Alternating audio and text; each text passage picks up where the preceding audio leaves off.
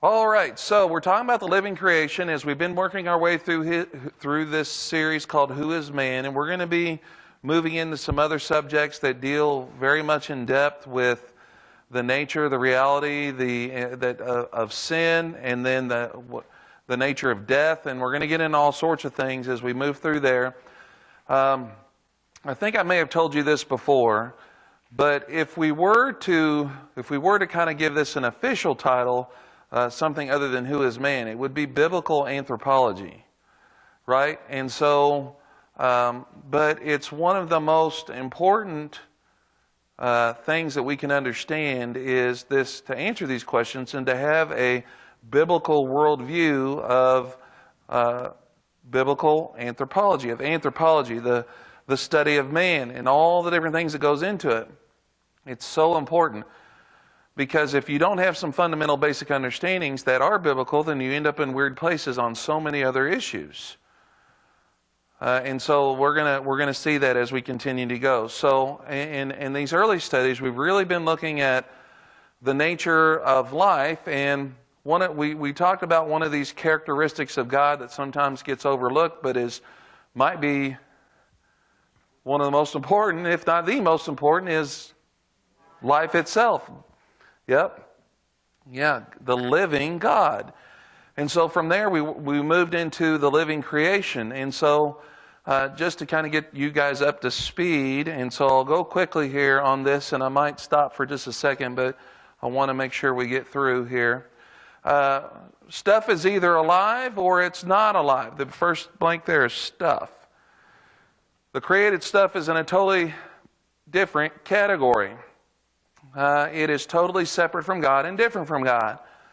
So this stuff was brought into existence not out of other stuff that was already there. Rather, it was created ex nihilo. We've talked about this many times.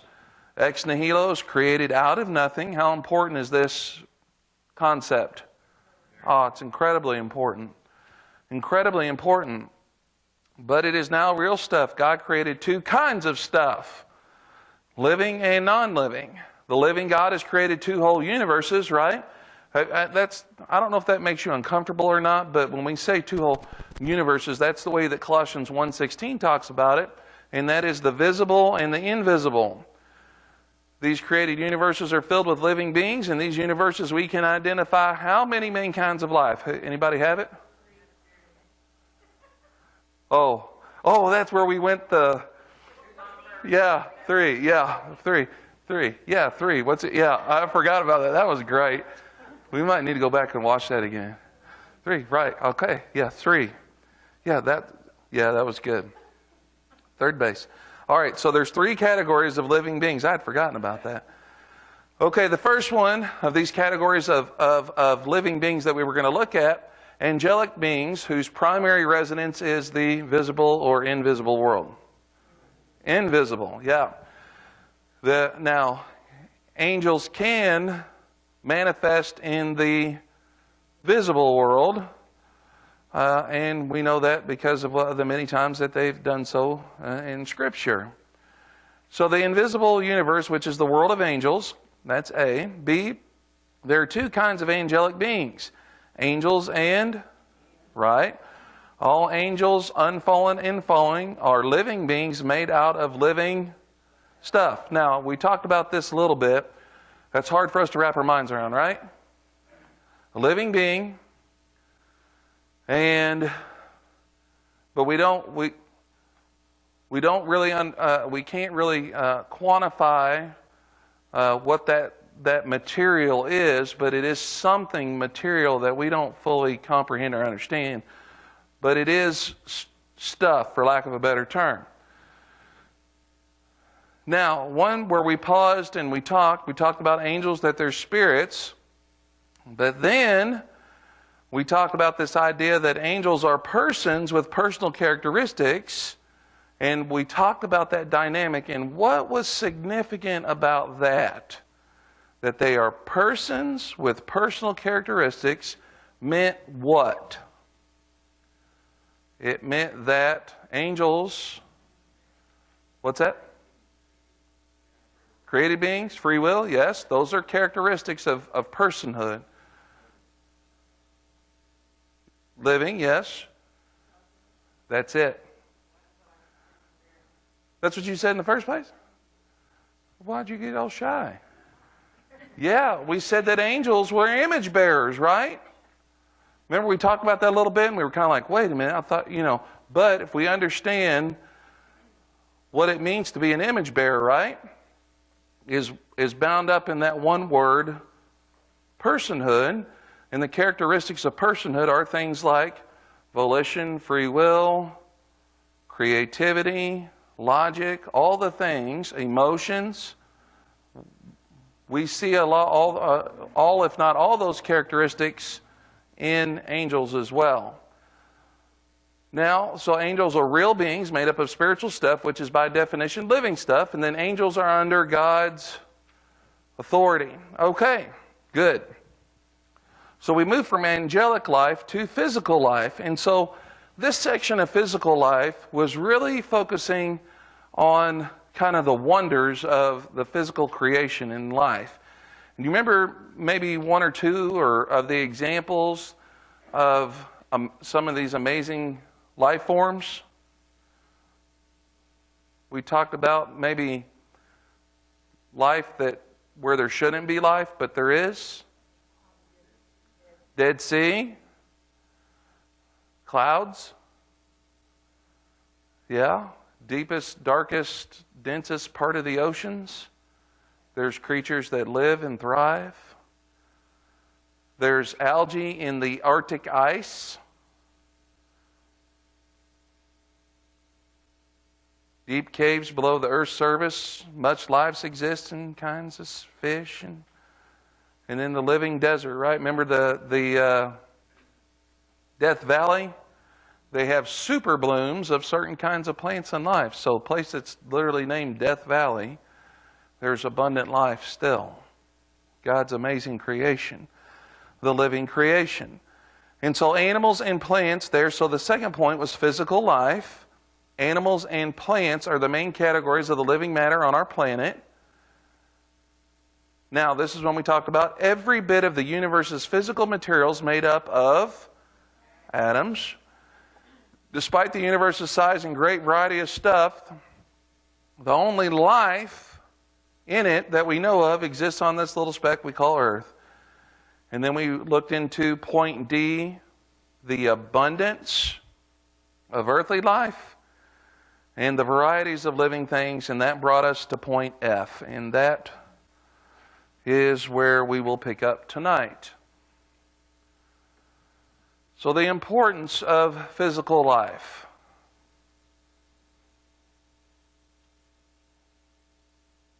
Maybe we take it for granted.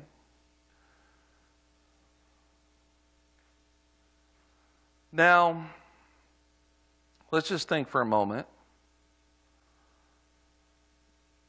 The expeditions and the things that are going on Mars, what are they looking for? Signs of life. Signs of life, because it's incredibly important dynamic, and the people that have invested millions and billions of dollars are doing so because they're trying to support a worldview that is looking for a reason why we're here. Right? And so, that not that there aren't people with a Christian worldview that are involved in space exploration, but the vast majority of what's going on is part and parcel of a worldview that is not a biblical worldview. Because with a biblical worldview, now think about this for your answer. Let's just think about this for a second. Let's say they find a sign of life on Mars. Does that change this?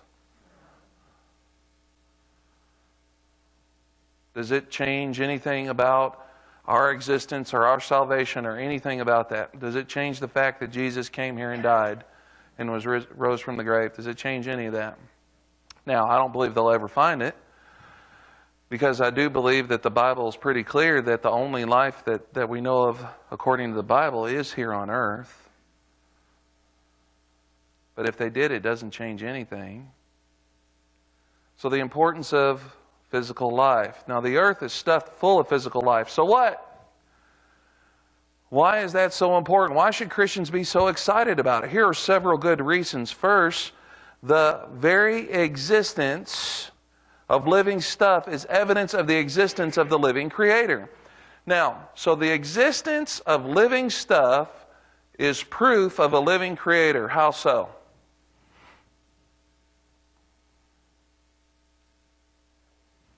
Okay. Yeah, how would it be here? So we talk.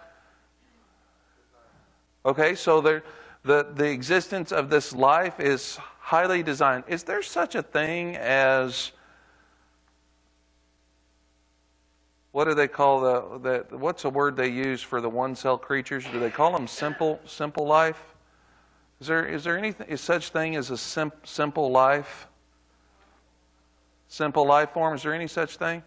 And I don't know if any of you have ever had the opportunity to do any study in microbiology. What's that? Was that a joke? Were you making fun of Steve? She call you simple life form? Oh, Kentuckians!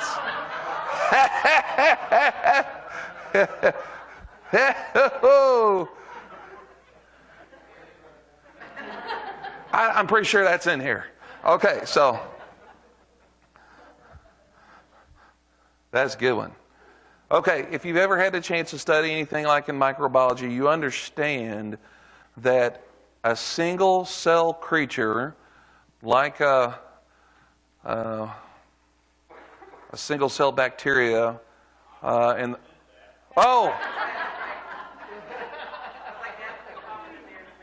did he say he resembles that?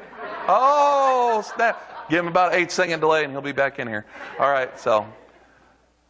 But when you study, a single cell organism has within it all of the capabilities and functions that a major city has.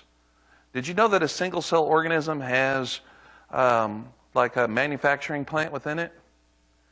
And understanding how DNA and RNA is manufactured, and there's a site within that cell where that happens, that the stuff that's in that cell is transported to that level. There are transportation devices within a single cell organism that take these amino acids to those places where things are built, and then they're transported out. Do you know that every single cell has its own power plant?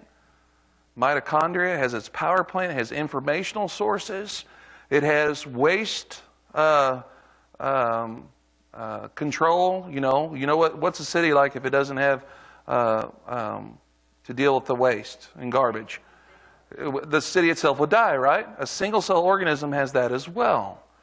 And so the existence of living things is in the design factors is wonderful evidence of our Creator. And then you look at the night sky and you understand how, if you ever had the opportunity to see how we move through the universe, and how everything, they're able to predict movements of different celestial bodies and all these things, and know where they're going to be and all this kind of stuff. It's highly organized. It's not random at all. I mean, it's all in a very specific, cohesive design that all works together. Did you know if our moon moved a little bit further away, that it would be catastrophic? And if it was a little bit closer, same thing. It's exactly where it needs to be. The gravitational pull of this Earth, I think it's like, if you go 0.00000, I think it's out like the 18 or 19 decimal points, one, different, then we would either float away or the gravity would be too much. We would implode.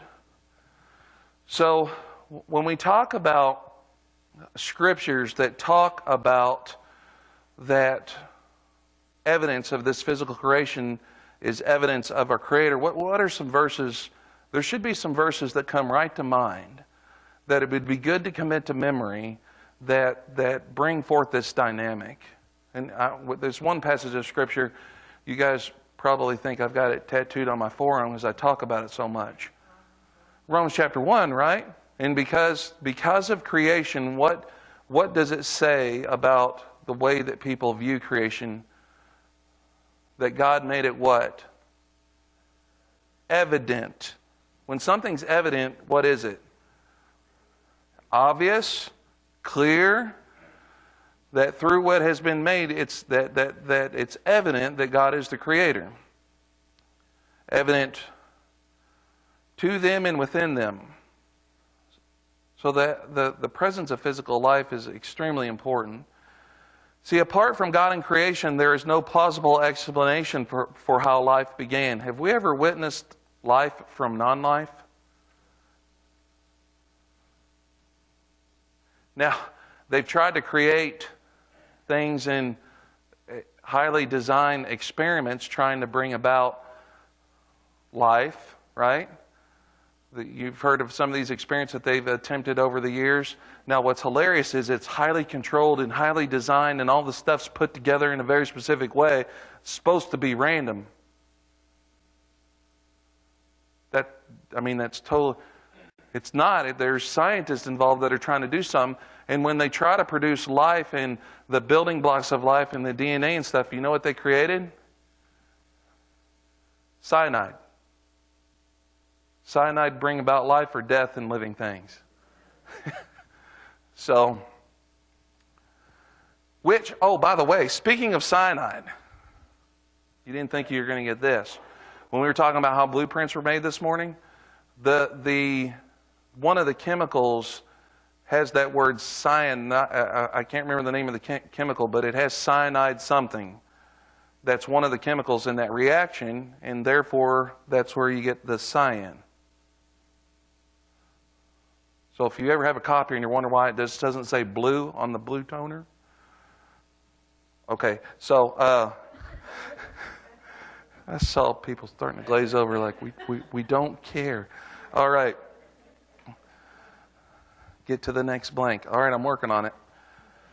So, living stuff is so different from most stuff in the universe. Its very existence is a mystery that unbelievers cannot explain. Those who deny the existence of the Creator God have no choice but to believe that living beings just spontaneously, by chance, popped into existence uncaused via some evolutionary process for which there is absolute no evidence or explanation. Well said. Now let's say that again. Apart from God and from the fact of creation, there is no plausible explanation for how life began. Evolution cannot explain it. Evolutionists admit, this is a quote, "The leap from non-life to life is the greatest gap in scientific hypothesis of Earth's early history." Another quote, "The origin of life, if there is a more controversial or complex scientific problem, I have yet to encounter it." The latter is from a website called The Advanced Apes. They would say that would be you and I. Now, nevertheless, unbelieving scientists are desperately trying to discover a way to explain how life began as a purely natural event, just so they do not have to allow God into the picture. In 2005, Harvard University launched a project, Origins of Life in the Universe Initiative. One of the professors said, quote, "My expectation is that we will be able to reduce this to a very simple series of logical events that could have taken place with no divine intervention." They've not found anything yet. However, in 2011, John Horgan, an evolutionist writer for Scientific American, wrote an article, and it's called this. I don't know how you put this. It's PSSSST. Don't tell the creationist that scientists don't have a clue how life began. That's the name of the article. Another scientist, Robert Hazen, says that at best we can say that the origin of life was an infinitely improbable accident that can never be duplicated. So, yes. Yep. Yes. The bottom line is this. The very existence of living physical stuff is proof of creation. Now, if the existence of physical living stuff is proof of creation, creator implies what? Or creation implies, there we go. Creation implies creator. So, if in fact that is the case, then we understand why those seek to suppress it. Because then what does that mean? they're accountable to that Creator. So, the second thing about the presence of physical life on earth that makes it important is its uniqueness. So, the presence of physical life on earth that makes it important is its uniqueness. Point 2 under point F on the importance of physical life. We have absolutely no reliable evidence of living matter existing anywhere else in the universe. Now, this is consistent with Genesis 1 and with the Bible's implication that the earth is the unique center of God's attention and concern. Now, occasionally, our media will publish some spacecraft's picture of the surface of the moon or Mars or an asteroid somewhere. We have become used to the fact that there is nothing in such pictures but what? What's always in the... If you see a picture from the moon, and what's there? What is it? Dirt and rocks, right? Mars? Dirt and rocks. An asteroid? Dirt and rocks. That's what we see. The contrast with the greenery of most of the land surface on earth is amazing. Consider all those things that they went to look at and compare that with right outside your window. You could take 1 square foot of anything out there and study it for the rest of your life.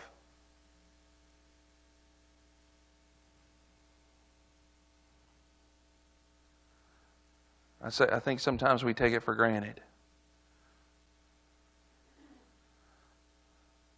The implications of this are a main reason why unbelieving science is so desperate to find some evidence of life anywhere else in the universe. They think this would show that life does not have to be created, that it's just bound to pop up accidentally in many places in such a vast universe. Estimates as to the number of planets that could be possible support life range from the billions to the trillions. Those are the estimates of life-supporting possibilities out there. How many do we know of? Nothing yet. So the uniqueness we have and now the complexity of physical living stuff is one more reason why all the physical life on earth is important. This complexity is perhaps the most compelling proof. I've already jumped into this, but I just couldn't help it. The complexity is perhaps the most compelling proof that our whole system was designed and created by an infinitely intelligent and powerful Creator. This is the focus of intelligent design movement, which is a crucial aspect of Christian apologetics today. So when we talk about intelligent design, this goes back to I believe the 17 and 1800s, where we kind of get this idea and this concept. There was a philosopher scientist by the name of William Paley. Have you heard this name before? And so he used the analogy of if you were walking through the woods and stumbled upon what? What? A wristwatch. Right? One of these times I want you to do something for me. Go on YouTube, and this will be a rabbit hole because you know how YouTube rabbit holes happen. And Google cleaning a Rolex. Or on YouTube and just search cleaning a Rolex. And then there's this guy that films himself when he cleans people's Rolex watches. It is amazing when he disassembles it with tweezers and all the little cogs and gears and springs and it's incredible. Now, let's say you were that unfortunate person to lose your Rolex in the woods, or for me, it'd be a Timex if I wore watches. Not a Timex. What were the Timex are actually nice watches. What were the really cheap digital ones? You know? Casio. Yeah, I will say this. In junior high, I had one of those that had the calculator. I also had a mullet too, yeah. A mullet. Or our French, a moulet. Yeah. I'm not going there. It's recorded. All right. A mullet. All right, so. Okay. So, anyways, it's just amazing. Now, Paley said if you find a wristwatch in the woods, you would just walk up on it and say, "Look at this wonder of nature I have discovered. that time and chance and these things all came together in this way, would that be your conclusion if you stumbled upon a wristwatch in the woods?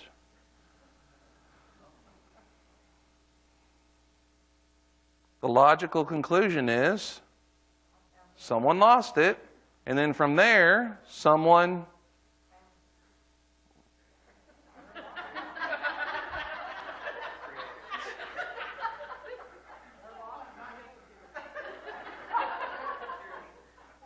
what?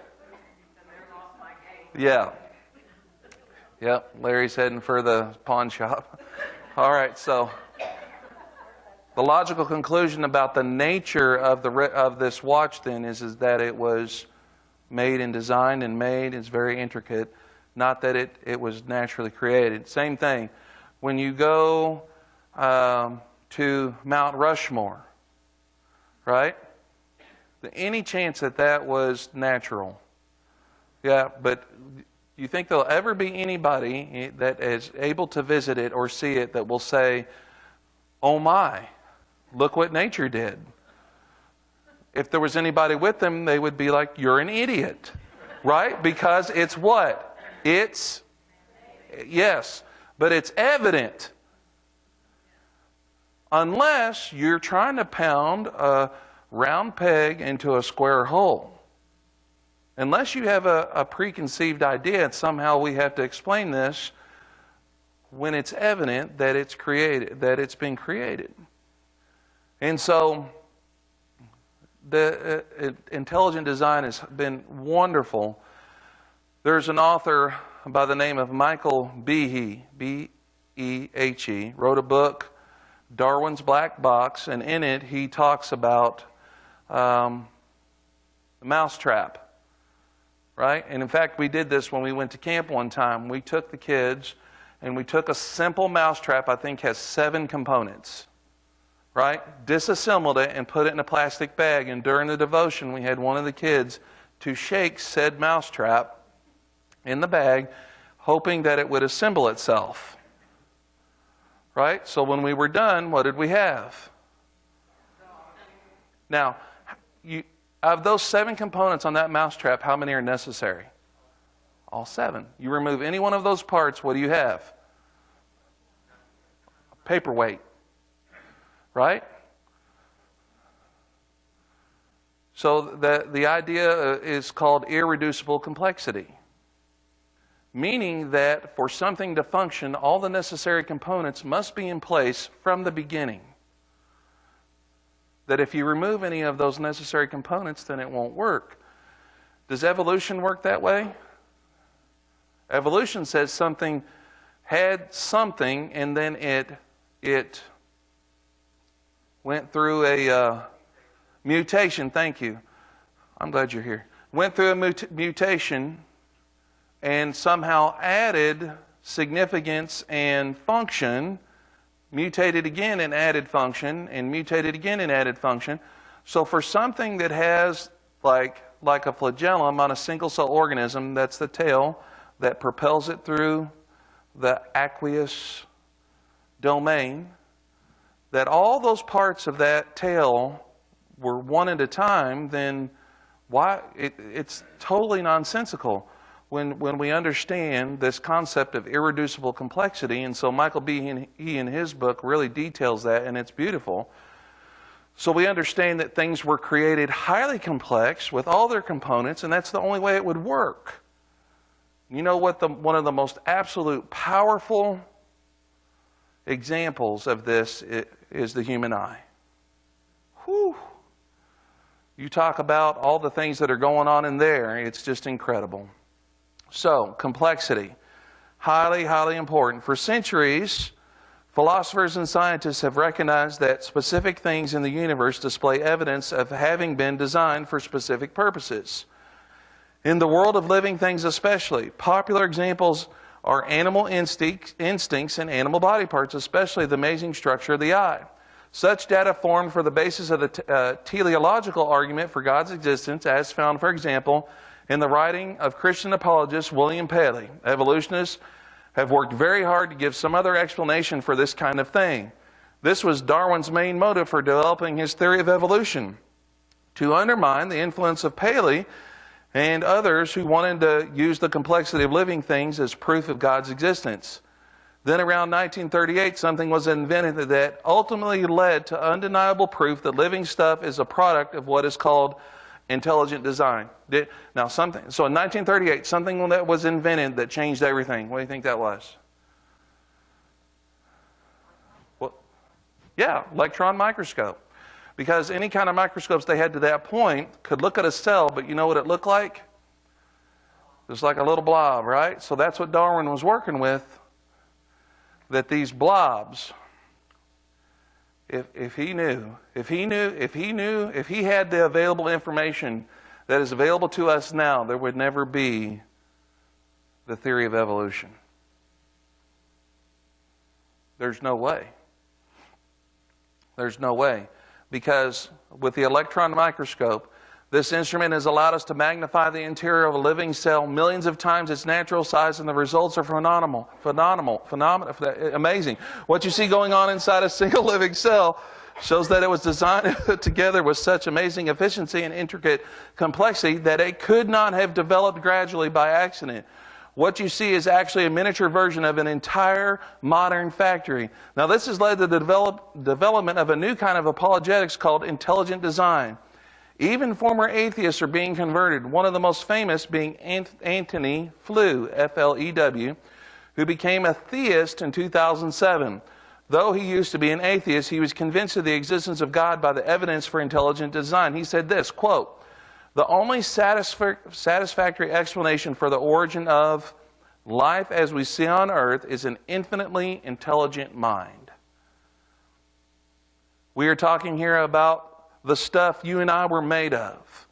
Physical life, living cells. This is one of the greatest wonders our mind can grasp. But this is still just one of the things that make the physical life on earth so amazing and so wonderful. As the recent song says, the wonder of it all. Our living planet fills us with awe and worship for our Creator. All of this, the very existence of physical life and its uniqueness, and its variety, and its complexity, and its beauty, should fill us with wonder and awe. Such life is awesome, amazing, astonishing, eye-popping, breathtaking, mind-boggling, and absolutely overwhelming. But such admiration and awe must not be directed simply towards the awesome stuff. See, sometimes we turn our worship to the stuff itself. Good or bad? Yeah. A little bit bad or a lot bad? Right. A lot bad. Bad. Right? Again, back to Romans 1, they worship the creature or creation rather than the Creator. That's most, if there's any religiousness per se to what we're seeing played out in our society here today, it is this, that they worship the creation and, what's going on with global warming and all the things. You know, every time I speak, or not every time, but when I speak on topics like this now, I'm reminded of the things that Ryan Cox shared when he was with us. Great information. So, but we should more appropriately be directed towards its Creator, our worship then, in awe. When we contemplate physical earthly life, our hearts should be filled with reverence and awe and worship toward the Creator God, who is so intelligent and powerful that He can even think up all these magnificent things. Yeah, that's the thing. He thought up all this stuff. You know, it's really cool. I mean, we're not going to get done with this. When you see like a moth, right? And certain moths that when they sit there on a tree, you know what they look like? The tree itself. Or I've even seen some that look like they look like bird eyes, right? And they look like an owl. Well, why would a moth want to look like an owl? Because owls are not to be trifled with. They're predators. So here you have a pretty much a helpless moth that looks like one of the baddest predators that's out there. That's pretty cool. I mean, you think about God, that He created that. You know, that's so amazing. So, but there's more. Created life is three kinds. So far we have seen only two. Angelic life and physical earthly life. These are marvelous indeed. But the third kind of created life is even further up the scale of wonder, and we are ready to discuss that next week. Yeah, those little points there at the bottom, I think will really settle in. And, well, I'll tell you what we might do. We'll probably wrap this up and then begin the next lesson. So that's what we'll do.